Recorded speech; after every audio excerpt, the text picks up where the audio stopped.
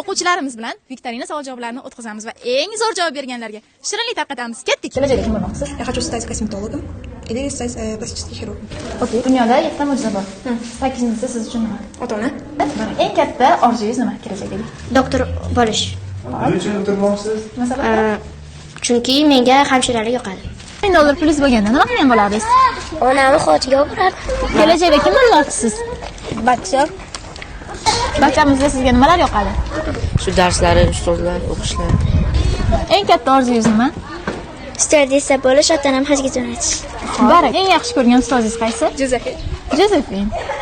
Barak. $1000 plyus bo'lganda nima qilardingiz? Yarimini berardim sizga. Prestige School maktabini sizga nimasi yoqadi? Menga o'qituvchilar yoqadi. Yana-chi? Keyin o'qituvchilar yoqadi. Keyin ovqatlar yoqadi. Juda ham shirinmi? Jon, maktabimizda sizga nimalar yoqadi?